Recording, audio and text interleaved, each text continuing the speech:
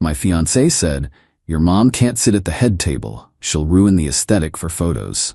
I said, "Whatever makes you happy." Then I called the photographer and canceled everything, including the marriage license appointment. The venue refund check I deposited into my mom's account made her take us both to Italy. Original post I-32 male was supposed to get married in 2 months. Was. Past tense. Let me explain how one conversation about seating arrangements ended a 4-year relationship and a $35,000 wedding. My fiancée Victoria, 29, and I had been planning this wedding for over a year. Well, mostly her planning with me nodding along and writing checks. Country club venue, 200 guests, the works. My contribution was mainly financial. I make decent money as a software architect, and her event planning business was still getting off the ground. My mom, Patricia, 58F, raised me alone after my dad passed when I was 12. She worked 2 jobs to put me through college, never remarried, never complained. She's literally the reason I'm successful today. She's also the sweetest, most unassuming person you'll ever meet. Wears the same 3 church dresses on rotation, drives a 2008 Honda, wouldn't hurt a fly. Last Tuesday, Victoria and I were finalizing the seating chart. She'd been stressed about it for weeks, moving names around like chess pieces. Then she dropped this. "So I've been thinking about the head table situation." What about it? Well, traditionally it's just the wedding party. Bridesmaids, groomsmen. Right, but we agreed our parents would sit there too. Your parents, my mom. About that, I think your mom would be more comfortable at table 3. Table 3? That's not even close to the head table. I know, but hear me out. The aesthetic. The head table is going to be the focal point of every photo. Your mom is lovely, but she doesn't really fit the vibe we're going for. My brain short-circuited. The vibe? You know what I mean. My bridesmaids are all wearing designer dresses. My parents will be in Armani and Vera Wang. Your mom would feel out of place. You're saying my mother isn't good enough to sit at the head table at her own son's wedding? Don't be dramatic. She'll still be there, just at a regular table. With your aunt and cousins, she'll probably be more comfortable anyway. I stared at her, really looked at her. 4 years together, and I was seeing her clearly for the first time. Whatever makes you happy. Relieved smile. I knew you'd understand. It's just one day, and the photos will last forever. She kissed my cheek and went back to her laptop, probably to perfect her precious seating chart. I went to the bathroom, pulled out my phone, and started making calls. First call, the photographer, canceled. Lost the $2,000 deposit. Second call, the venue. Explained there was a family emergency and the wedding was off. They were surprisingly understanding. Since it was over 60 days out, they refunded 80% of our deposit. $8,000 back from the $10,000 we'd paid. Third call, the caterer. Same story. Got back $4,500 of the $6,000 deposit. Fourth call, the florist. Full refund minus a $500 processing fee. Fifth call, our appointment at the courthouse for next week to get our marriage license. Canceled. Took about 45 minutes total. By the time I came out of the bathroom, I'd effectively dissolved our wedding. Victoria was still on her laptop, humming to herself. "Everything okay, babe?" she asked without looking up. "Perfect," I said. That was Tuesday. Wednesday morning, I went to the bank and deposited all the refund checks into my mom's account, about $15,000 total. Then I texted her. "Surprise! Pack your bags. We're going to Italy next month, that trip you always dreamed about." She called me crying, saying she couldn't accept it. I told her it was non-refundable, lie, and I'd already taken the time off work, truth. I'd been saving my vacation days for the honeymoon. Thursday, I started looking for a new apartment. Friday, I signed a lease. Victoria still had no idea. Update 1, 3 days later. The bomb dropped Saturday morning. Victoria had invited her wedding planner friend Cecilia over to go through the final details. They were in the living room with champagne and binders full of fabric samples when her phone rang. The venue. I was in the kitchen making coffee, but I could hear everything. Victoria, hello? Yes, this is she. What? What do you mean? Cancelled? That's impossible. Family emergency? What family emergency? She stood up so fast she knocked over her champagne glass. Cecilia was asking what was wrong. Victoria was getting louder. There must be some mistake. The Blackstone Morrison wedding, February 15th. What do you mean it was cancelled by the groom? When? She spun around and locked eyes with me. I took a sip of my coffee. Victoria, I'll call you back. She hung up. The room was dead silent except for the champagne fizzing on the carpet. Victoria, Derek, what did you do? Me, cancelled the wedding. Gasps. What? You cancelled our wedding without telling me? Seemed like you were making all the decisions anyway, like where my mom gets to sit. This is about the seating chart? Are you insane?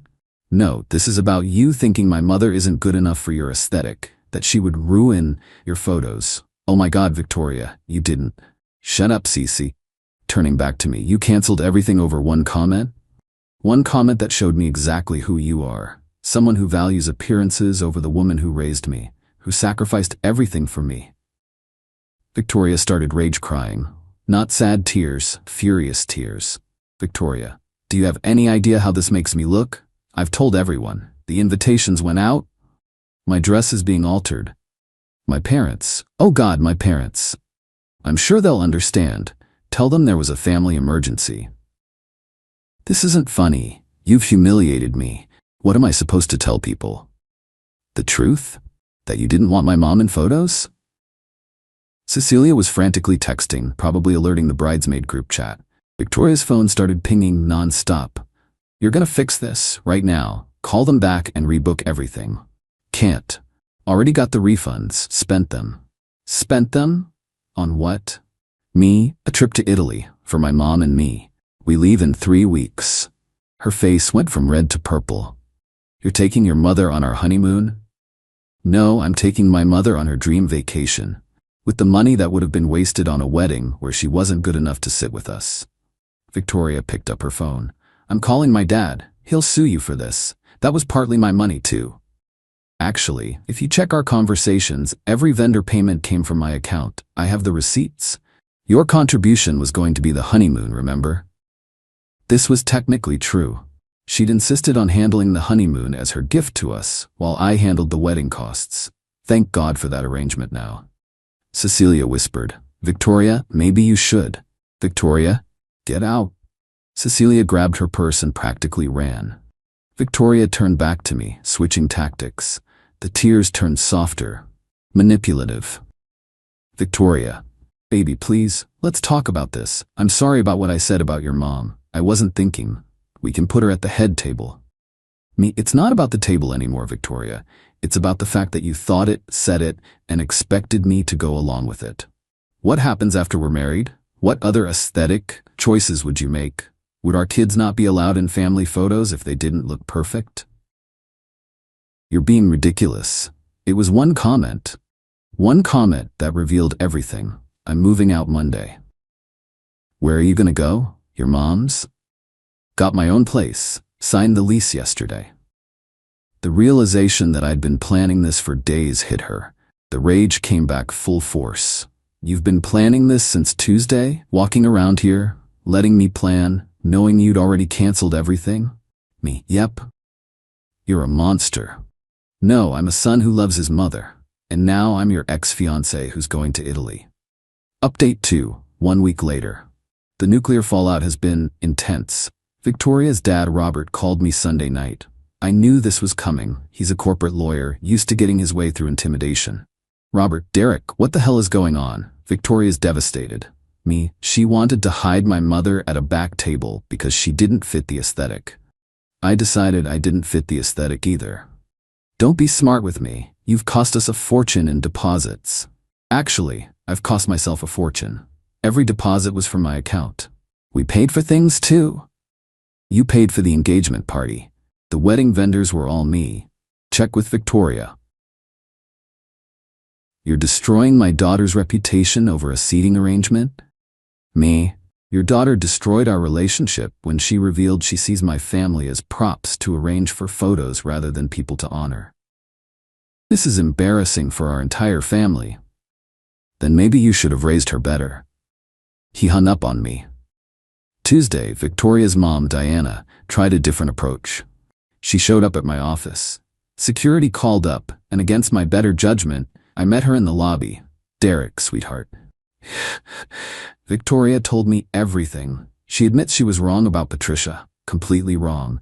She's been in therapy twice this week already. Therapy? It's been 5 days. She's taking this seriously. She wants to be better. For you. For yours no future family. Diana's mask slipped a bit. "You're really going to throw away 4 years over this?" "Yes. That's crazy. You know she loves you." "Me, she loves the idea of me. Successful guy who funds her lifestyle and doesn't complain, but she doesn't respect me or my family. Patricia wouldn't want this. She wouldn't want to be the reason." Don't you dare use my mother's kindness against her." "Yeah, she'd probably tell me to forgive Victoria because she's that good of a person," which is exactly why Victoria's comments were so vile. Diana pulled out her phone. "At least talk to her. She won't eat, won't sleep. Me, not my problem anymore." I walked back to the elevator. Diana shouted after me, "You'll regret this. She was the best thing that ever happened to you." Wednesday was interesting. Apparently, Victoria decided to have a survivor's party instead of the bachelorette party she'd planned. Posted all over Instagram about dodging a bullet, and when someone shows you who they are, believe them. The irony was lost on her. Her bridesmaid squad rallied around her, posting about toxic masculinity and manipulation. One of them, Brittany, posted a long thing about how I was clearly threatened by successful women and had sabotaged Victoria out of insecurity. My buddy Marcus screenshotted everything and sent it to me. "Bro, they're spinning this hard. I didn't care. Let them have their narrative." But then Victoria crossed a line. She posted a photo of my mom from last Christmas. My sweet mother in one of her church dresses, smiling at the camera. The caption, "Some people just can't handle elevating their circumstances. Generational mindsets are hard to break. No judgment though. Know your worth. Stay in your lane." Now I was pissed. I don't do social media much, but I posted once. A side-by-side photo, one of my mom working 2 jobs, studying with me at the kitchen table when I was a kid. I'd scanned it from an old album. The other was Victoria's vision board for the wedding with pictures of designer dresses and luxury items. My caption, "One of these women worked 16-hour days to put me through school. The other wanted to hide her at a back table because she didn't fit the aesthetic. The wedding is off. Use the hashtag Team Patricia if you know what real class looks like." It went mini viral in our circle. Victoria's cousin actually commented Team Patricia with a heart emoji before deleting it an hour later. Thursday, the flying monkeys intensified. Her aunt called my mom directly, trying to guilt her into convincing me to reconsider. Mom shut that down fast. "My son makes his own decisions," she told them. "And I raised him to recognize when someone shows him disrespect." Then came Friday's drama. Victoria had apparently been telling vendors I'd stolen money from her, trying to get them to refuse the refunds. The venue called me to confirm there was no theft involved. "No," I told them. "I have all the receipts showing the payments came from my accounts. She's just angry."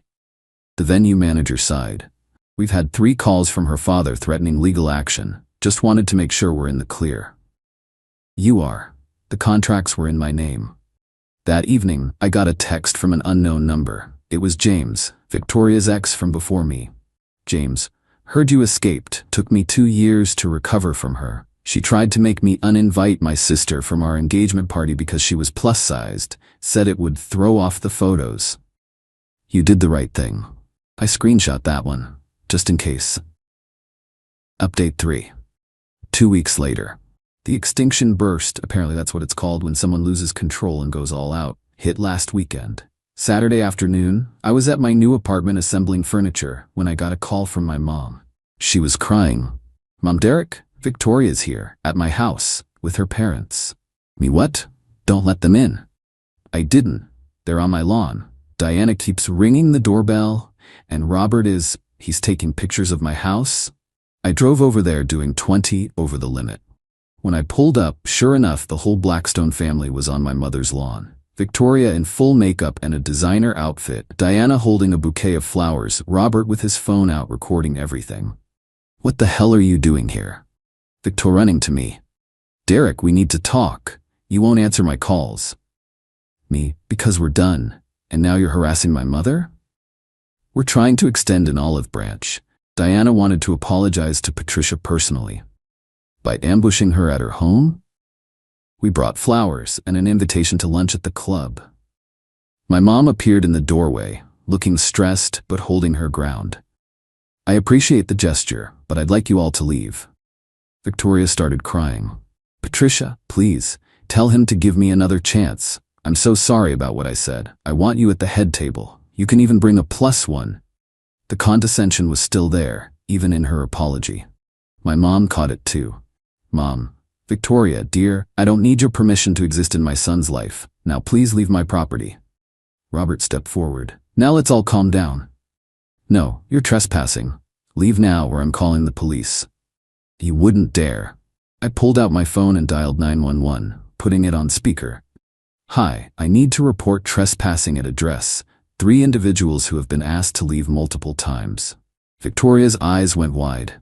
You're seriously calling the cops on us? The operator confirmed a unit was on the way. The Blackstones scrambled to their Mercedes and peeled out. But not before Victoria screamed out the window. You're gonna die alone, Derek. No one else will ever love you like I did. Promise? I shouted back. My mom and I went inside and had tea. She was shaking a bit. Mom, I'm sorry you're going through this because of me. Mom, no, I'm going through this because Victoria showed me who she really is. You just happened to be her target. That young woman has some serious issues. Yeah, and they're not my problem anymore. We spent the afternoon looking at Italy brochures and planning our trip.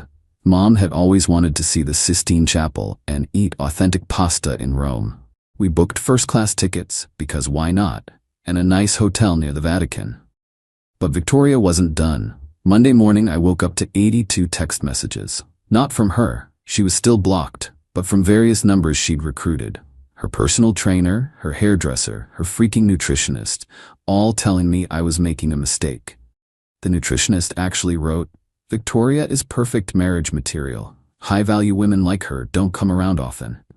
I replied, high-value women don't insult their future mother-in-law's appearance.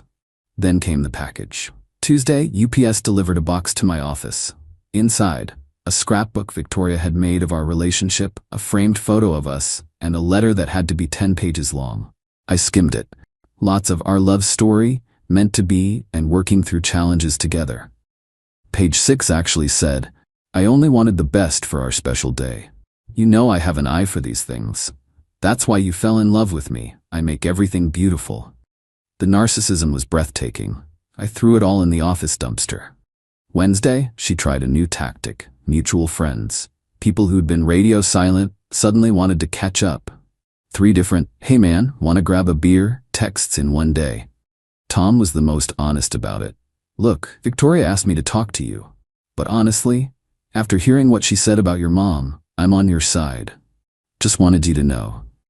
At least some people could see through the BS. Thursday was court papers, not real ones, just a threatening letter from Robert's law firm about potential damages and breach of verbal contract. My lawyer cousin Ashley laughed when I forwarded it to her.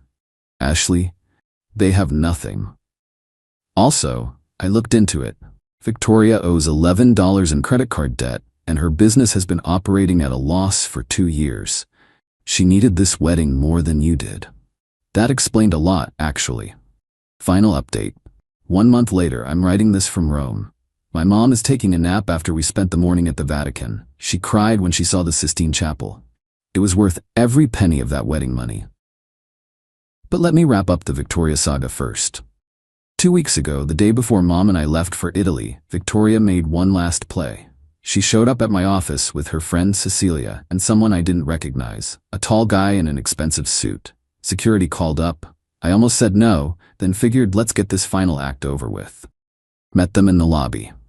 Victoria, Derek, this is Nathan. My therapist recommended we meet with a mediator. Nathan's a mediator? Nathan, relationship coach, actually. I specialize in high-value couple reconciliation. I actually laughed. High value?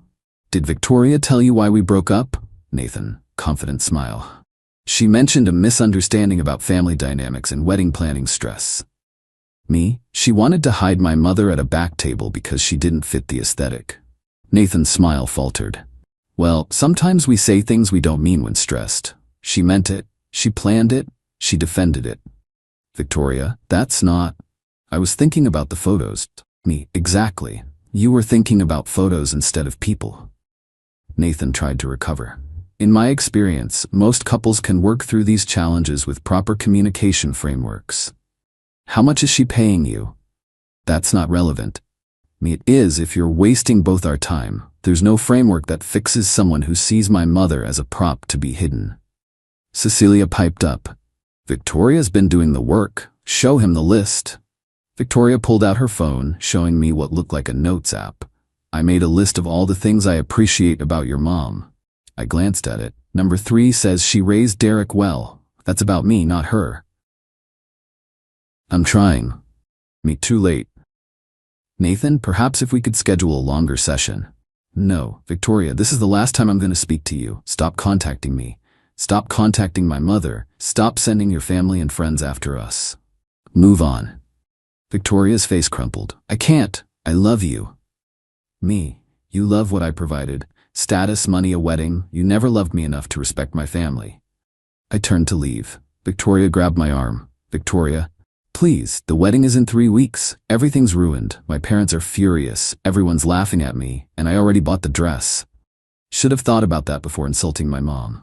Cecilia, you're being cruel. No, I'm being done. I walked away.